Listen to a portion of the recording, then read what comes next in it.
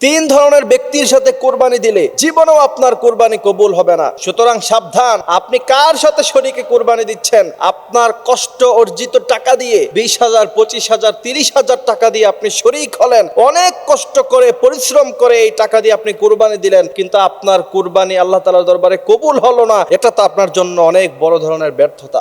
এই জন্য অবশ্যই এই মাসালাটা আমাদেরকে জানতে হবে এবং শেয়ার করে সবাইকে জানিয়ে দিতে হবে। আপনার একটি শেয়ারের মাধ্যমে মানুষ যদি জেনে উপকৃত হতে পারে এবং তার কুরবানিটা যদি আল্লাহ তাআলার দরবারে কবুল হয়, সেই সওয়াব আল্লাহ তাআলা আপনার জন্য রেখে দিবে ইনশাআল্লাহ। সুতরাং আমরা বলতে চাই, যারা শরীকে কোরবানি দিচ্ছেন, বিশেষ করে বাংলাদেশের অধিকাংশ মানুষ শরীকে কোরবানি দেয়, কিন্তু এই তিন ধরনের ব্যক্তির সাথে কোরবানি দেওয়ার কারণে তার কোরবানিটা কখনো কবুল হচ্ছে না, অথচ সেই ব্যাপারে আমাদের খেয়াল নাই। প্রথম নাম্বার হচ্ছে সুদখোর।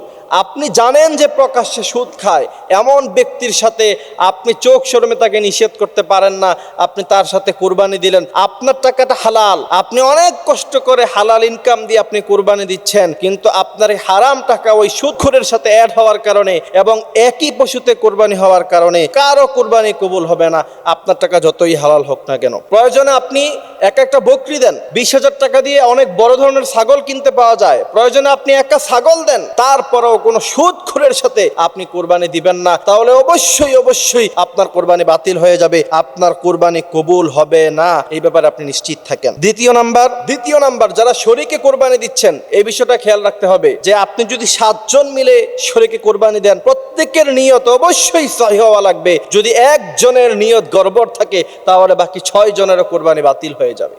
এই জন্য নিয়ত পরিষ্কার কিনা, যারা একটু আমলি, যারা একটু নামাজি, যারা হালাল খায়, অবশ্যই তাদের সাথে আপনি কোরবানির শরীক হবেন। অন্যথায় সে একই কথা, প্রয়োজনে আপনি একটা ছাগল দেন, তারপরও আপনি শরীকে কোরবানি দিতে যাবেন না। তৃতীয় নাম্বার হচ্ছে, এমন ব্যক্তির সাথে আপনারা শরীক হবেন না যেই ব্যক্তি সারা বছর কোনো নেক আমলের সাথে জড়িত নাই, নামাজ পড়ে না, মদখোর, গাঁজাখোর, সমাজের সবচেয়ে জঘন্য ব্যক্তি, কিন্তু তার কাছে অনেক টাকা আছে, এই কারণে আপনি তার সাথে কোরবানি দিলেন। মনে রাখবেন, আপনার কোরবানি কিন্তু কবুল হবে না। এই জন্য এই বিষয়গুলো আমাদেরকে খেয়াল রাখতে হবে। আল্লাহ তাআলা বলছেন, লা ইয়ানালাল্লাহা লুহুমুহা ওয়ালা দিমাউহা ওয়ালাকিন ইয়ানালুহুত তাকওয়া।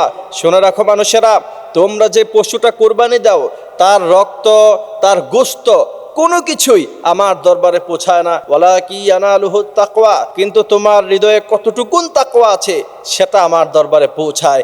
এই জন্য আমরা যেন প্রত্যেকে হৃদয়ের তাকওয়া থেকে আমরা যেন কোরবানি করতে পারি, সে তৌফিক আল্লাহ আমাদেরকে দান করুক, আমিন।